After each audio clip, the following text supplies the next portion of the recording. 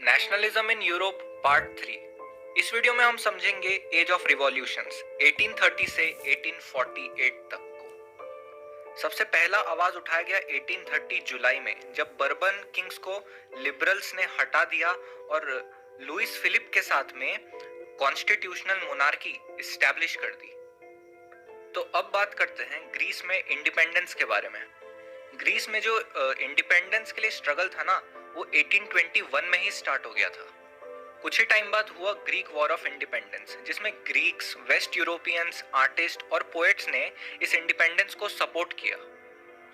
इस इवेंट के कारण पूरे यूरोप में इंडिपेंडेंस और नेशनलिज्म का आइडिया बहुत ज्यादा स्ट्रांग हो गया। और खास बात यह है कि 1832 में वॉर के बाद ट्रीटी ऑफ कॉन्स्टेंटिनोपल साइन की गई, जिसमें ग्रीस को एक इंडिपेंडेंट नेशन डिक्लेयर कर दिया गया। ग्रीक वॉर के बाद पूरे यूरोप में एक मूवमेंट स्टार्ट हो गया जिसका नाम था रोमांटिसिज्म। नहीं, ये वो वाला रोमांटिसिज्म नहीं है। ये बेसिकली एक कल्चरल मूवमेंट था जो कहता था कि हमें अगर नेशनलिज्म का आइडिया को और स्ट्रॉन्ग करना है और ज्यादा स्प्रेड करना है तो हमें साइंस और रीजंस को रिजेक्ट करना पड़ेगा और हमें मदद लेनी होगी आर्ट, कल्चर, डांस, सॉन्ग्स और ड्रामास की।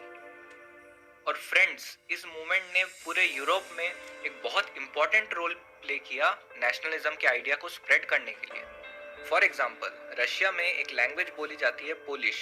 इसको यूज किया गया as a symbol of nationalism. तो हम अब बात करते हैं 1830 से लेके 1848 तक यूरोप की इकोनॉमिक कंडीशंस के बारे में। 1830 को the year of great economic hardship भी कहा जाता है। 1830 से 1848 तक यूरोप में पॉपुलेशन काफी ज्यादा तेजी से ग्रो हुई और साथ ही साथ रूरल एरिया से अर्बन एरिया में लोगों ने माइग्रेशन करना स्टार्ट कर दिया। और यही वो वजह थी जिसकी वजह से अनएम्प्लॉयमेंट इंक्रीज होने लगी और साथ ही साथ पॉवर्टी या फिर गरीबी भी साथ साथ इंक्रीज होने लगी।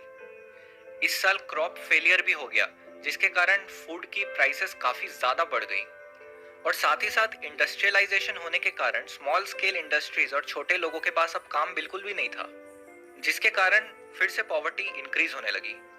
इसीलिए 1830 को year of great economic hardship कहा जाता है। और इन्हीं सब कारणों के कारण लोगों ने अब रिवोल्ट करना शुरू कर दिया, जिसके कारण अब यूरोपियन गवर्नमेंट को रिपब्लिक डिक्लेयर कर दिया गया। फाइनली अब जो 21 साल से बड़े लोग थे वो वोट कर सकते थे और साथ ही साथ सबको राइट टू वर्क का भी अधिकार दिया गया। नेशनल वर्कशॉप्स को सेटअप किया गया, जिसके कारण अनएम्प्लॉयमेंट कम हुई और पॉवर्टी भी कम होने लगी। अब बात करते हैं 1848 में लिबरल्स के द्वारा किए गए रिवॉल्यूशन के बारे में। ये रिवॉल्यूशन मिडिल क्लास मैन और वुमेन के द्वारा ही किया गया था, जो कि लिबरल्स थे। ये लोग कॉन्स्टिट्यूशनलिज्म विद नेशनल यूनिफिकेशन चाहते थे। तो इन मिडिल क्लास ग्रुप्स ने डिसाइड किया कि ये लोग मीटिंग करेंगे फ्रैंकफर्ट पार्लियामेंट के अंदर। इन्होंने जर्मन नेशनल असेंबली के लिए वोट किया और 831 लोगों ने मिलके एक कॉन्स्टिट्यूशन को ड्राफ्ट किया। But ultimately Friedrich William four, जो कि रूसिया का किंग था, उसने ये इस कॉन्स्टिट्यूशन को रिजेक्ट कर दिया और एट द एंड ये पार्लियामेंट फेल हो गया। पर अब राजाओं को एक डर था कि लोग आगे भी ऐसे रिवॉल्यूशंस कर सकते हैं और हर बार हम इन्हें नहीं रोक सकते। इसलिए अब वो धीरे धीरे थोड़े लिबरल होना स्टार्ट हो गए। फॉर एन एग्जाम्पल, उन्होंने बॉन्डेड लेबर को एबॉलिश कर दिया। तो दोस्तों, ये था पार्ट 3 नेशनलिज्म इन यूरोप का। आशा करता हूँ आपको बहुत बहुत पसंद आया होगा।